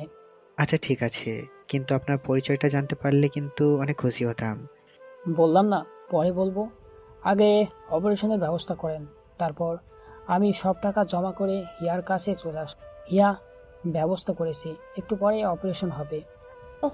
চলো তাহলে এখন বাড়িতে যাই। এখান থেকে তো শুধু শুধু কষ্ট হবে, কাছে তো আর যেতে পারবো না। আচ্ছা চলো যাই, এখানে থেকে বা আর কি করব। ডাক্তারের থেকে ফোন নাম্বার নিয়েছি, এখন বাসা থেকেই খবর নিতে পারবো। তাহলে তো ভালোই হলো, তাহলে এখন চলো যাওয়া যাক। এদিকে আমরা কথা বলছি রুমের সামনে অনেকটা সময় ধরে, তাই হিয়ার বাবা, এইখানে কে আছেন? অনেক সময় হলো দেখছি, ওখানে দাঁড়িয়ে কি করছেন? কিছু বলছেন না কেন? কে আছেন? আমি হিয়ার বাবার কথা শুনে তাড়াতাড়ি হিয়াকে নিয়ে সোজা বাসায় চলে আসলাম। হিয়া বিছানায় শুয়ে পড়ল, আমি ফ্রেশ হয়ে আসলাম। আচ্ছা হিয়া, তুমি থাকো, আমি খাবার আনছি। না, আমার এখন খাবার ইচ্ছা নেই, একটু ভালো লাগছে না, তুমি বরং যাও খেয়ে নাও। আমি আর কিছু না বলে নিচে এসে খাবার নিয়ে আবার রুমে চলে আসলাম। হিয়া, উঠে বসো, হা করো, আমি খাওয়াই দিই। আমি খাবো না, তুমি খাও, আমার খেতে একদমই ভালো লাগছে না। তুমি না খেলে আমিও একটুও খাবো না। বলে খাবারটা প্লেটটা রাখতে যাবো তখনই, আচ্ছা দাও, একটু খাবো, বেশি খাওয়ার জন্য কিন্তু জোর করতে পারবে না। আচ্ছা ঠিক আছে। তারপর আমি হিয়াকে খাওয়াই দিলাম, আর হিয়া আমাকে খাওয়াই দিল। প্রতিটা লোকমার সাথে যেন ভালোবাসার মিশ্রিত আছে। খাবারের পর্ব শেষ। হিয়া, বৃষ্টি কখন আসবে তোমাকে কি কিছু বলেছে ফোন করে? না, তবে কালকে মনে হয় আসবে, ওর কলেজে কয়েকদিনের জন্য ছুটি আছে শুনেছিলাম। ও আচ্ছা, ঠিক আছে, আমি দেখছি। এইভাবে দেখতে দেখতে রাত হয়ে যায়। আমি রুমে শুয়ে আছি। আসো খাবার খাবে। এই তোমার শয়তান মতলব এখন একদম করবে না কিন্তু। বারে, আমার বউয়ের সাথে আমি শয়তানি করব তাতে তোমার কি? বলছি। আর ধীরে ধীরে হিয়ার দিকে এগিয়ে যাচ্ছি। হিয়া পিছনে যেতে যেতে দেওয়ালে আটকে যায়। দেখো, একদম দুষ্টুমি করবে না বলে দিলাম। সবসময় রোমান্সে মনে হয়। হিয়ার ঠোঁট কাঁপছে, নিঃশ্বাসও ভারী হচ্ছে। আমি ধীরে ধীরে হিয়ার ঠোঁটের নিজের দখলে নিয়ে নিলাম। হিয়া প্রথমে রেসপন্স না করলেও একটু পরে রেসপন্স করে পাক্কা 10 মিনিট পর ছেড়ে দিলাম। আমাকে কি মেরে ফেলার পরিকল্পনা নিয়েছো নাকি? আর একটু হলে দম বন্ধ হয়ে যেত আজ আমার। বাপরে বাপ, হাঁপিয়ে। ওই, আমার না মন ভরেনি। আবার একটু দাও না গো, লক্ষ্মী সোনা বউ আমার। বুঝেছি, তোমার জন্য ইঁদুরের স্যুপ টিকটিকি দিয়ে সবজির সাথে ভাজি আর তেলাপোকার জুস খাওয়াতে হবে, না হলে দুষ্টুমে যাবে না। সি সি, এসব খাবারের রেসিপি তুমি কোথায় পাও? সি, শুনে আমার ঘৃণা আসছে। হ্যাঁ, তাড়াতাড়ি আসো, খাবার ঠান্ডা হয়ে যাবে। তারপর আমি আর হিয়া নিচে চলে আসলাম। আমি খাবার নিয়ে নাড়াচাড়া করছি, কিন্তু একটু খাচ্ছি না। সেটা হিয়া খেয়াল করে। ওই, তোমার কি ভূতে ধরলো নাকি? খাবার না খেয়ে এবার বসে বসে খাবার নাড়াচাড়া করছো কেন? আমার না খেতে মন চাচ্ছে না কেন জানি। আচ্ছা তুমি খাও, অভিমান ভরা কণ্ঠে বললাম। শোনো, বললেই তো পারো আমার হাতে খেতে চাও, তা না করে এমন করছো কেন? বসতে যখন পারছো তখন না খাওয়াইয়া দিয়ে বসে আছো কেন? তারপর হিয়া আমাকে হাতে তুলে খাওয়াই দেয়, আর আমি হিয়াকে খাওয়াই দিলাম। খাবার বাবার শেষ করে এসে ঘুমিয়ে পড়লাম। সকালে হিয়ার ডাকে ঘুম। কি ব্যাপার মহারাজা, আজকে এখনো যে ঘুম থেকে উঠছেন না? অফিসে কখন যাবেন? অত রাত্রি? আর ডক্টরকে ফোন করে এমন অবস্থা জানো, না হলে ইঁদুরের স্যুপ তোমার জন্য সকালের নাস্তা। সি সি সি, কি সব বলো, শুনেই ঘৃণা করে। তারপর আমি ঘুম থেকে উঠে ফ্রেশ হয়ে ডাক্তারকে ফোন দিলাম। রিং হচ্ছে। হ্যালো ডাক্তার সাহেব, কেমন আছেন? ভালো আছি, আপনি কেমন আছেন? তা অপারেশন কি ভালোভাবে হয়েছে? আর রোগীর অবস্থা এখন কেমন? অপারেশন খুবই ভালো হয়েছে, আর রোগী এখন সুস্থ। কিছুদিন রেস্ট নিলেই সুস্থ হয়ে যাবে। আচ্ছা ঠিক আছে, আমি আসবনি আপনার সাথে দেখা করতে। বলেই ফোন রেখে নাস্তা করতে চলে আসলাম। ইয়ার আম্মু এখন সুস্থ আছে, আর সপ্তাহখানিক রেস্ট নিলেই সব ঠিক হয়ে যাবে। ও আচ্ছা, এখন আসো, তাড়াতাড়ি নাস্তা করে নাও, অফিসে দেরি হয়ে যাচ্ছে। তারপর নাস্তা শেষ করে আমি আর হিয়া রেডি হয়ে অফিসে যাওয়ার জন্য বের হয়েছি। তখনই ভাইয়া, আমি আসলাম। আর তোরা বাড়ি থেকে চলে যাচ্ছিস? আরে বৃষ্টি, কেমন আছো? আর আমরা অফিসে যাচ্ছি। আমি ভালো আছি ভাবি, তোমরা কেমন আছো? ওই শাকসুন্নি, তোর ফোনে কত কল দিলাম, শুধু একটা কথা ছাড়া কিছুই বলে না। আপনি যে নাম্বারে কল করেছেন সে নাম্বারটা এখন বন্ধ আছে। কৃপয়া একটু পরে আবার চেষ্টা করুন, ধন্যবাদ। ভাইয়া, আমার ফোনে চার্জ নেই, তাই ডেট হয়ে গেছে। আচ্ছা, বৃষ্টি যখন আসলো তখন হিয়া তুমি অফিসে যাইও না, আমি বরং অফিস থেকে ঘুরে আসি। যাও, আর কোনো সমস্যা হলে অবশ্যই আমাকে জানাবে, আমি সমস্যার সমাধান করে দিব। আচ্ছা ঠিক আছে, বৃষ্টি থাক, আমি একটু পরে আসছি। বলে আমি গাড়ি নিয়ে চলে আসলাম। এই ড্রাইভার, এদিকে কোথায় যাচ্ছ? স্যার, অফিস তো এইদিকে, আর আমি তো ঠিক রাস্তায় যাচ্ছি। আরে আমি হাসপাতালে যাব, তুমি হাসপাতালের দিকে যাও, তবে তোমার ম্যাডাম যেন জানতে না পারে যে আমি হাসপাতালে এসেছি। আচ্ছা স্যার, আমি বলবো না, আপনি কোনো চিন্তা করিয়েন না। তারপর আমি হাসপাতালে চলে আসলাম। এসে ডাক্তারের রুমে গেলাম। আরে রাসেল সাহেব যে, কি অবস্থা? ভালো। আর এখন রোগীর অবস্থা কেমন? ভালো। আচ্ছা, আপনি রোগীর কি হন সেটা বলেন, না শুনলে যে আমার রাতে ঘুম হবেই না। শুনতে হবে তাহলে, না শুনলে হয় না ডাক্তার সাহেব। শুনতেই হবে, আপনি যদি বলেন তাহলে অনেক খুশি হব। আচ্ছা শোনেন, আমি হলাম ওনার মেয়ের জামাই। তারপর সবকিছু খুলে বললাম। আপনি দয়া করে বলবেন না আমি তাদের টাকা দিয়েছি। কি বলেন, এত জঘন্য কাজ কেউ করতে পারে? ভাবতেও তো আমার ঘৃণা লাগে। আচ্ছা ঠিক আছে, বলবো না। আর ডাক্তার সাহেব, এই টাকাগুলো আমার শ্বশুরের হাতে দিবেন। যদি জিজ্ঞাসা করে টাকা কে দিচ্ছে তখন আমি কি বলবো? আরে বলবেন তাদের অপরিচিত কেউ দিয়েছে। আচ্ছা থাকেন, আমি অফিসে যাব তো দেরি হয়ে যাচ্ছে। বলে আমি চলে আসলাম অফিসে। এদিকে ডাক্তার সাহেব শ্বশুরের রুমে আসে। শাশুড়ির অবস্থা খুব পর্যবেক্ষণ করে। আচ্ছা, এতদিন হলো আপনারা এই হাসপাতালে আছেন, তবু কেউ দেখতে আসলো না কেন? হিয়ার বাবা একরাশ হতাশা নিয়ে বলল, আমাদের এই পৃথিবীতে কেউ নেই। একটা মেয়ে ছিল, কিন্তু আমাদের সাথে থাকে না। কেন, সে কি বিদেশে থাকে নাকি? না, কি করে যে বলি, আচ্ছা শোনেন। তারপর হিয়ার বাবা সম্পূর্ণ ঘটনা খুলে বলে, আর সেটা শুনে ডাক্তার তো চরম রেগে যায়। ছি, আপনি এত খারাপ ছেলে সেটা তো আগে জানতাম না। মেয়ের সংসার ভাঙার জন্য এত কিছু করছেন। আমরা তখন সব কিছু না বুঝে করেছি, কিন্তু যখন ভুলটা বুঝতে পারলাম তখন তারা কোথায় থাকে সেটা জানি না। এই নিন, এখানে কিছু টাকা আছে, আপনাদের পরিচিত কেউ দিতে বলেছে। এই টাকা আমাদের আবার কে দিল? তাকে আমি চিনি না, তবে সে অপারেশনে সব খরচ দিয়েছে, আর সেই এই টাকা দিয়েছে। থাকেন, আপনাদের সাথে কথা বলার ইচ্ছা নাই। বলেই ডাক্তার চলে যায়, আর হিয়ার বাবা ভাবতে থাকে। তাহলে কি টাকা রাসেল দিয়েছে? না, সে কি করে এত টাকা পাবে? শুনেছি ও এখন ব্যবসা করে, কিন্তু এত টাকা না, সম্ভব না। তাহলে কে দিল? এদিকে আমি অফিসে চলে আসি, গেট দিয়ে ভিতরে ঢুকতেছি, তখনই ম্যানেজার রহিম। আসসালামু আলাইকুম স্যার, আজকে একা যে, ম্যাডাম কোথায়? ও, আমার বোন এসেছে। তা আজকে তোমার ম্যাডাম আসেনি? আমি একটু পরে চলে যাব, চলো একটু কাজ দেখি। চলেন স্যার, আমি আপনাকে সব ঘুরে ঘুরে দেখাচ্ছি। তারপর আমি রহিমের সাথে ঘুরে ঘুরে সব কাজ দেখে অফিসে জমে থাকা কিছু কাজ করে রহিমকে সব বুঝিয়ে দিয়ে বাসায় চলে আসলাম। কি করছিস বৃষ্টি? ভাইয়া, দেখছো আমি টিভি দেখছি, তাও জিজ্ঞেস করলে যে? করতে পারি না বুঝি? তা আমার মহারানী কোথায়, দেখছি না যে? ভাবি তো রান্নাঘরে কাজ করছে, যে দেখো। যাও তো, আমি টিভি দেখবো। আমি টিভির রিমোটটা নিয়ে দৌড় লাগালাম রান্নাঘরের দিকে। ভাইয়া, ভালো হচ্ছে না কিন্তু। ভাবি দেখো, ভাইয়া টিভির রিমোট নিয়ে গেছে। এই তুমি কি দেখছো? বৃষ্টি টিভি দেখছে, তাও তুমি রিমোট নিয়ে আসলা কেন? কি আর করব, মজা করার জন্য কিছু পাচ্ছিলাম না, তাই এটা দিয়ে শুরু করলাম। তা আমার বউটা কি করে গো? দেখছো না আমি রান্না করছি, তোমার চোখ কি আমার কাছে রেখেছো নাকি? হুম, তুমি জানো না আমি তোমার চোখের দুনিয়া দেখি। দেখো, এখন একটুও দুষ্টামি করবে না, বৃষ্টি বাইরে চিল্লাচিল্লি করছে, রিমোট দিয়ে আসো যাও। আমি হিয়ার গালে একটা কিস দিয়ে দৌড়ে বৃষ্টির কাছে চলে আসলাম, রিমোট দিয়ে রুমে আসলাম ফিরে যাওয়ার জন্য। আস্তে পাগল একটা, সব সময় শুধু রোম্যান্স আর রোম্যান্স, বুঝি না এত রোম্যান্স আসে থেকে। এই বৃষ্টি, তোমার ভাইকে ডাকো, ভাত খাবে। ডাকতে হবে না, আমি তো এসেই গেছি, তুমি মনে করার আগেই। আরে বাবা, আজকে ডাকার আগে বান্দা হাজির, কে বাত হে। তা মিস বাংলাদেশ, এখন কি কি রান্না করছো শুনি? গন্ধ শুকিয়ে তো পেট ভরে যাচ্ছে, না জানি খেতে কতটা টেস্ট হবে। তোমার জন্য ব্যাং দিয়ে সবজির সাথে ভাজি আর কেঁচো দিয়ে নুডলস, আরো আছে টিকটিকি স্যুপ। কি সব বলো, আমার তো এক্ষুনি বমি আসছে। সি সি সি, আজব সব রেসিপি তুমি পাও কোথা থেকে?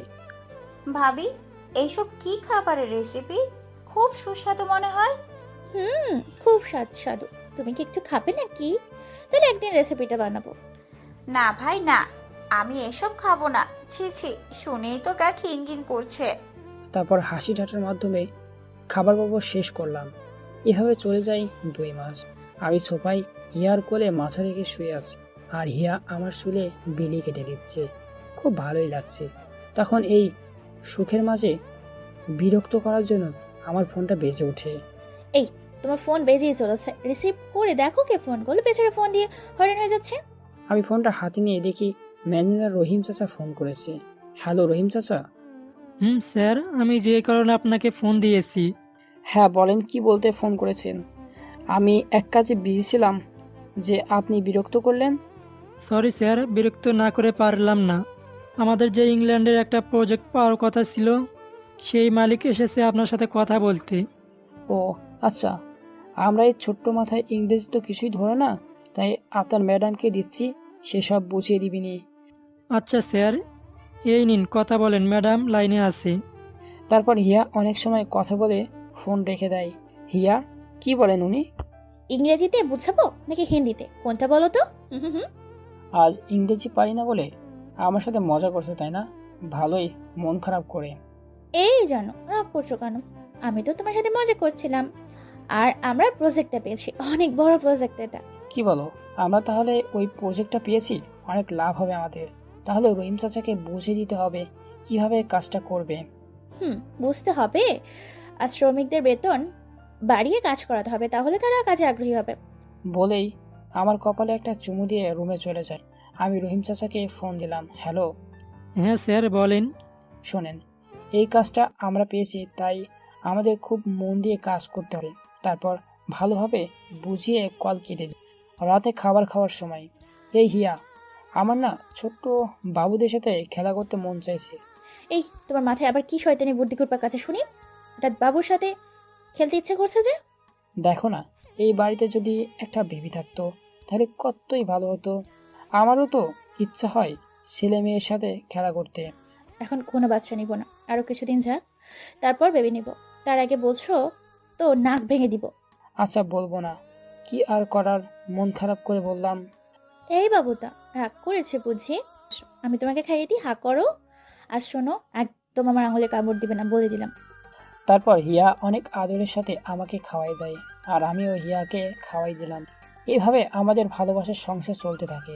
দেখতে দেখতে পার হয়ে যায় আরও একদিন সকালে আমি নাস্তা করছি, আর হিয়া দৌড়ে বেসিনে চলে যায়। বমি করতে শুরু করে। একটু পর আবার মাথা ঘুরে পড়ে যায়। আমার তো কলিজা শুকিয়ে যায়। আমার সুস্থ বউটার আবার কি হলো? এ হিয়া, তোমার কি হলো? এভাবে পড়ে গেলে কেন? কোনো কথাই নাই। দৌড়ে গাড়িতে নিয়ে হিয়াকে হাসপাতালে নিয়ে আসলাম। ডাক্তার, ডাক্তার, কোথায় আপনি? আরে রাসেল সাহেব, কি হয়েছে? এত উত্তেজিত কেন? দেখেন না আমার বউটার কি হলো। সকালে নাস্তা করছি, তখনই অজ্ঞান হয়ে পড়ে যাই। ও আচ্ছা, এই ব্যাপার। তাহলে আপনি এখানে বসেন, আমি দেখছি ম্যাডামের কি হয়েছে। বলে ডাক্তার সাহেব একটা মহিলা ডাক্তারকে সাথে নিয়ে হিয়াকে পরীক্ষা করানোর জন্য চলে গেল। অনেকটা সময় পর ডাক্তার সাহেব বেরিয়ে আসে। আচ্ছা ডাক্তার সাহেব, বলেন আমার বউটার কি অবস্থা? রাসেল সাহেব, তাড়াতাড়ি মিষ্টি খাওয়ানোর ব্যবস্থা করেন, আপনি বাবা হতে চলেছেন। কি সত্যি বলছেন তো, নাকি আমার সাথে মজা করছেন? খুশিতে আত্মহারা হয়ে বললাম। আরে কি যে বলেন না, এইসব বিষয়ে কেউ মজা করে নাকি? আসলেই আপনি বাবা হতে চলেছেন। আমি আরো কিছু কথা বলে ড্রাইভারকে মিষ্টি আনতে বলে হিয়ার পাশে গিয়ে বসি। হিয়া কেমন লাগছে এখন? তোমার ওই হাসি মাখানা মুখখানা দেখলে না, আমি ভালো না থাকলেও ভালো হয়ে যায়। তোমার ওই হাসি মাখা মুখখানা আমার অসুস্থতার সময় ওষুধ হিসেবে কাজ করে, বুঝেছো?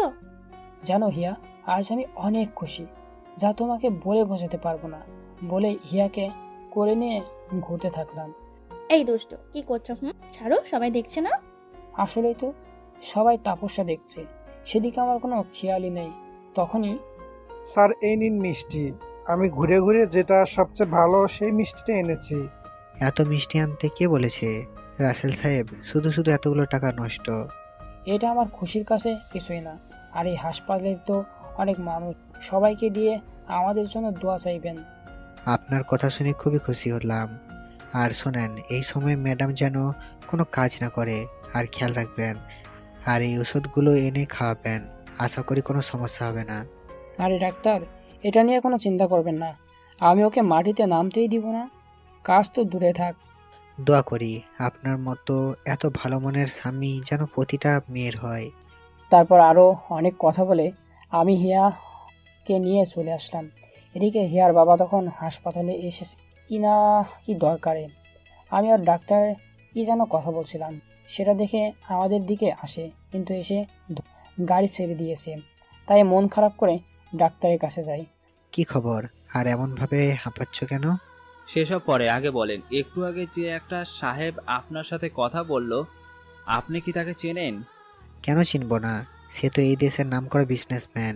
এখানে এসেছিল তার স্ত্রীকে নিয়ে। কে?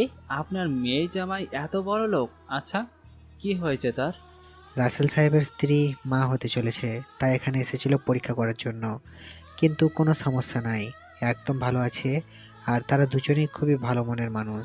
ডাক্তার সাহেব জানেন, ওই সাহেবই আমার মেয়ের জামাই। আমি তাদের কতদিন হলো খুঁজি, একটা নজর দেখে মরার আগে ক্ষমা চাওয়ার জন্য, কিন্তু সেটা মনে হয় আমার কপালে নেই। এখন পেয়েও ধরতে পারলাম না। আপনি কি তাদের ঠিকানা জানেন? তাদের ঠিকানা দিয়ে কি করবেন? আবার কিছু করার পরিকল্পনা করছেন নাকি? দয়া করে এভাবে বলবেন না। আমি তাদের থেকে ক্ষমা চাইতে চাই। প্লিজ তাদের ঠিকানা জানলে একটু বলেন।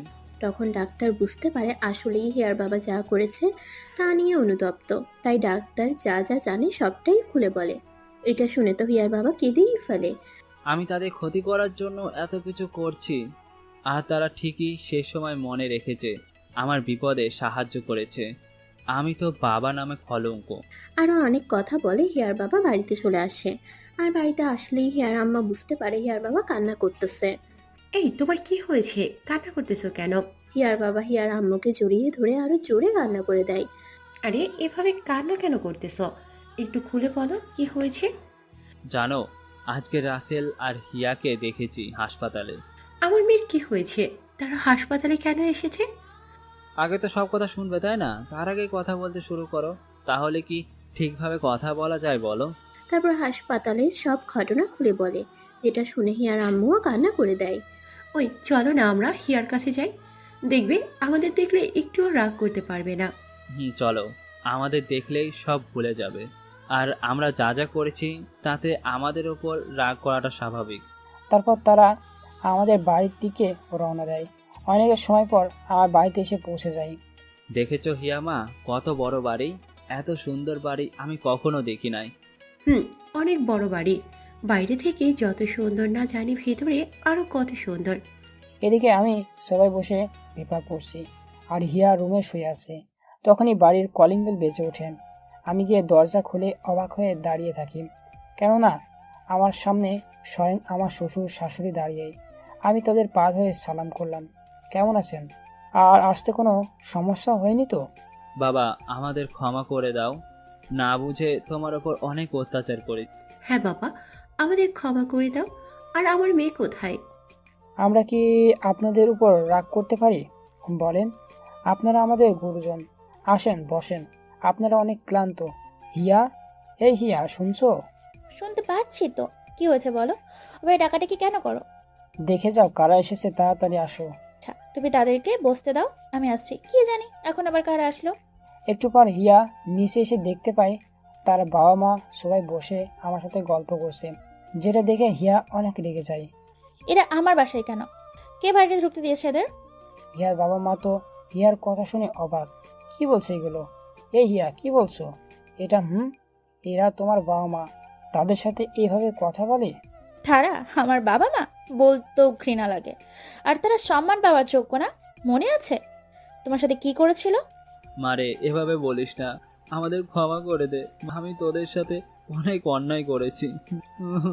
হিয়া, ক্ষমা করে দাও। দেখো, এরা যা করেছে তাদের জায়গায় আমরা থাকলে কিন্তু সেটাই করতাম। আর তুমি উত্তেজিত হইও না, বেবির ক্ষতি হবে। মারে, আর কত অভিমান করবি বল? দয়া করে মরার আগে ক্ষমা করে দে। একবার তো মরতে মরতে বেঁচে গেছি তোদের টাকার কারণে। রাসেল যদি সাহায্য না করতো তাহলে হয়তো এতদিনে কবেই আল্লাহর কাছে পৌঁছে যেতাম। হয়তো আল্লাহ চেয়েছে তোদের সাথে দেখা হয়ে ক্ষমা চেয়ে নিতে পারি। হিয়া মরার কথা শুনে আর অভিমান করে থাকতে পারে না, দৌড়ে গিয়ে ওর বাবা মাকে জড়িয়ে ধরে কান্না করে দেয়। মারে, কান্না করিস না। আচ্ছা, বৃষ্টি মামুনি কে, তা দেখতে পারছি না। বৃষ্টি তো পড়াশোনার জন্য আমাদের সাথে থাকে না, অন্য জায়গায় থাকে। আজকে আসবে। এভাবে কথাবার্তার মাধ্যমে পার হয়ে যায় 7 মাস। এখন হিয়ার পেটে অনেকটাই হয়ে গেছে, হাঁটতে অনেক কষ্ট হয়। আমি তো চোখের আড়ালে হইতে শ্বশুর শাশুড়ি আর বৃষ্টি তো আছেই। একদিন সবাই বসে সকালে নাচ, তখনই দেখি হিয়া রান্নাঘর থেকে খাবার আনতেছে। হিয়া, আমাদের বাড়িতে কি মানুষের অভাব পড়েছে যে তোমার এই অবস্থায় কাজ করতে হবে, নাকি তুমি চাও না সুস্থ থাকতে? কোনটা? এটা তো হালকা কাজ, এতে কোনো সমস্যা হবে না। তাও কেন এমন করছো? তুমি জানো যে কোনো সমস্যা হবে না, তোমার যা ইচ্ছা করো, আমি কিছুই বলবো না। বৃষ্টি সব কাজের লোককে সরিয়ে দে, হিয়া তো আছে কাজ করার জন্য, তাহলে হুদায় টাকা নষ্ট করে কি হবে, বলে আমি চলে আসি। ভাবি, তুমি জানোই ভাইয়া তোমাকে কাজ করতে দিতে চায় না। তোমার যেন কোনো কষ্ট না হয় তার জন্য এতগুলো লোক রাখা, তাও তুমি কেন এটা আনতে গেলে? মা, বাবাজি তো ঠিকই বলেছে। আর এই সময় তোর ভারী কোনো কাজ করা যাবে না। আমার তো কাজ না করলে ভালো লাগে না। বসে বসে কি থাকা যায় বলো? এভাবে দেখতে দেখতে হিয়ার ডেলিভারির সময় হয়। একদিন রাতে সবাই খাবার খাচ্ছি, তখনই হিয়া চিৎকার দিয়ে ফ্লোরে পড়ে যায়। ভাইয়া, ভাবি অজ্ঞান হয়ে পড়ে গেছে, তাড়াতাড়ি হাসপাতালে নিতে হবে। আমার চোখ থেকে তো জল সরছে না, অনবরত পড়েই যাচ্ছে। তারপর তাড়াতাড়ি করে হিয়াকে গাড়িতে তুলে হাসপাতালের দিক রওনা দিই। হিয়ার জ্ঞান ফিরে আসে, চিৎকার করতে থাকে। আজকের পথ যেন শেষ হয়। দেখতে দেখতে অবশেষ হাসপাতালে ডাক্তার, ডাক্তার কোথায় আপনি? আমার চিৎকার শুনে সবাই দৌড়ে চলে আসে। রাসেল সাহেব এভাবে চিৎকার করেন কেন? কি হয়েছে? ডাক্তার দেখেন হিয়া কেমন করছে, তাড়াতাড়ি কিছু একটা করেন। তারপর ডাক্তার হিয়াকে নিয়ে যায় পরীক্ষা করার জন্য। পরীক্ষা শেষ করে ডাক্তার বলে, দেখুন আপনার স্ত্রী যে অবস্থা, এখন তাতে সিজার করতে হবে, না হলে অনেক বড় ক্ষতি হবে। যা করলে ভালো হবে সেটা করেন, কিন্তু আমার স্ত্রী যেন কোনো ক্ষতি না হয় বলে দিলাম। কিছুই হবে না, আল্লাহর উপর ভরসা রাখেন। আপনি এই পেপারে সই করেন, আমি এখনই কাজ শুরু করব। রোগীর অবস্থা খুবই খারাপ। আচ্ছা আপনি কাজ শুরু করেন, আমি সই করে দিচ্ছি। সই করার সময় হাত কাঁপতেছিল। হিয়া আমার হাত ধরে রেখে চোখ দিয়ে পানি ঝরছে অঝরে। আমি তোমাকে ছেড়ে যাবো না, প্লিজ ডাক্তারকে বলো আমি যাবো না তাদের সাথে। যদি আমার কিছু হয়ে যায় তাহলে তোমাকে কে দেখবে? হিয়া কিছুই হবে না, আর আমি আসি তো নাকি, তুমি দেখবে একটু পরে সব ঠিক হয়ে যাবে। মারে, কান্না করিস না, কিছুই হবে না, আমরা তো আছি, তাই না? কিন্তু হিয়া কিছুতেই যেতে যাচ্ছে অপারেশন রুমে। হিয়া পাগলামি করো না, এমনিতে তোমার অবস্থা ভালো না। তাড়িয়ে দিচ্ছ তাই না? আমি কি তোমাকে খুবই বিরক্ত করে বলো? আর একটুও তোমাকে চালাবো না, তবুও এদের সাথে আমাকে যেতে বলিও না। সবার চোখে পানি, এমনকি আমি শুনেছি ডাক্তাররা নাকি অপারেশন করতে কাঁদে না, আর সে ডাক্তার চোখে এখন পানি। হিয়ার কাহিনী দেখে ডাক্তার সাহেব আপনি ওকে নিয়ে যান। অন্যদিকে মুখ করে বললাম, কেননা আমি হিয়ার দিকে তাকাতে পারছিলাম না। যখন হিয়ার থেকে আমার হাত ছেড়ে গেল তখন মনে হলো আমার কলিজাটা বের হয়ে গেল। ভাইয়া, এভাবে ভেঙে পড়লে চলবে না, দেখবি কিচ্ছু হবে না, আল্লাহর উপরে ভরসা রাখ, সব ঠিক হয়ে যাবে। রে বলে আমি বৃষ্টিকে ধরে কান্না করে দিলাম। আর যেন চোখের পানি কোনো বাধা মানছে না। আল্লাহ মেহেদির এই কষ্টটা কেন দেয়, এটা যে সহ্য করার মতো না। আমি হিয়ার চোখে দেখেছি কতটা কষ্ট হচ্ছিল। ওর কাছে মনে হচ্ছিল হয়তো মৃত্যুর যন্ত্রণা এর থেকেও যন্ত্রণা কম। এভাবে দেখতে দেখতে 2 ঘন্টা পর হয়ে যায়। যেখানে সিজার করতে লাগে না আধা ঘন্টা, আমার তো চিন্তা আরো বেড়ে গেল। ভাইয়া, এত সময় কেন লাগছে? বুঝতে পারছি না তো কিছুই। আমিও তো কিছুই বুঝতে পারছি না এত সময় কেন লাগছে। পুরো কথাটা বলতে যাব তখনই ডাক্তার বেরিয়ে আসে। আমি ডাক্তারকে জিজ্ঞেস করলাম, কি অবস্থা হিয়ার? ও ভালো আছে তো? প্লিজ ডাক্তার বলেন। ডাক্তার কিছু বলছে না, ওনার চোখেও পানি। দেখুন রাসেল সাহেব, আমরা আমাদের পুরো চেষ্টা করেছি, তারপরে কি হয়েছে আমার হিয়ার আগে সেটা বলেন, না হলে আমি আপনাকে মেরে ফেলবো। ভাইয়া, কি করছিস? ছেড়ে দিয়ে শোন কি বলে, পুরো কথা না শুনে এমন করছিস। দেখুন, আপনার এমন আচরণ করাটা স্বাভাবিক। আমরা অনেক চেষ্টার পর আপনার মেয়ে ও স্ত্রীকে বাঁচাতে পেরেছি, এটাই আল্লাহর কাছে অনেক অনেক শুক্রিয়া। কেননা আজ পর্যন্ত আমি এমন সিজার করি নাই। ধন্যবাদ ডাক্তার, আমি আসলে মানতে পারছিলাম না, তাই আপনার সাথে বাজে ব্যবহার করেছি। এখন মা মেয়ে ভালো আছে তো? হ্যাঁ, এখন দুজনেই সুস্থ আছে, একটু পরেই বেডে দেওয়া হবে। আর হ্যাঁ, আপনাদের চাঁদের মতো একটা সুন্দর ফুটফুটে মেয়ে হয়েছে। তারপর হিয়াকে বেড়ে দেওয়া হয়। হিয়া জ্ঞান ফিরেছে। এখন আপনারা রুমে যেতে পারেন, রোগীকে বেডে শিফট করা হয়েছে। ভাই, তুই আগে যা, আমরা পরে যাচ্ছি। আমি দৌড়ে হিয়ার রুমে চলে আসলাম। আমাকে দেখে হিয়া অন্যদিকে মুখ ঘুরিয়ে নিল। আমি কি হিয়া এখন কেমন লাগছে? হিয়া মুখে কোনো কথা নেই, তাই আমি আমার মেয়ের কাছে গেলাম। কিন্তু আমি তো অবাক, এ কি, মেয়েও তার মায়ের মতো রাগ করেছে। অন্যদিকে মুখ নিল। দেখেছো হিয়া, মেয়েও আমার সাথে রাগ করেছে। তোমার সাথে কথা নাই, যাও এখান থেকে। তুমি আমাকে তাড়িয়ে দিতে চেয়েছিলে, তোমার মেয়েও আমার দলে। আমি হিয়ার কপালে একটা চুমু দিতে মেয়ে আমার কান্না করে দিল। হিয়া, মেয়ে কান্না করছে কেন? জানি না তো, তুমি দেখো মেয়ে কান্না কান্না করে। আমি গিয়ে মেয়ের হাতে একটা কলম দিয়ে গলায় একটা স্বর্ণের চেন পরিয়ে কপালে একটা চুমু দিতেই কান্না শেষ। দেখছো, মেয়ে এক্ষুনি আমাকে হিংসে করে। আমার কপালে চুমু দিলে তার কান্না করলো, আর এখন ওকে চুমু দিছো, কান্না শেষ। দেখছে তো, মেয়ে আমার মতো একা আদর নিবে না। কি নাম রাখলে তোমার মেয়ে? রুহি, জান্নাত হিমি। আমি তো রুহি বলেই ডাকবো আমার আদরের প্রিন্সকে। তারপর একে একে সবাই রুমে চলে আসে, ডাক্তারও আসে। এভাবে হাসপাতালে 7 দিন থেকে হিয়া আর রুহিকে বাসায় নিয়ে আসি। এভাবে শেষ হয়ে যায় ভালোবাসার আরেকটি গল্প। আপনারা সবাই আমাদের জন্য দোয়া করবেন যেন সারা জীবন এভাবে একসঙ্গে থাকতে। সমাপ্ত। গল্পটা কেমন হয়েছে অবশ্যই কমেন্ট করে জানাবেন। ভালো লাগলে চ্যানেলটি সাবস্ক্রাইব করে পাশে থাকা বেল আইকনটি বাজিয়ে দিবেন। ধন্যবাদ।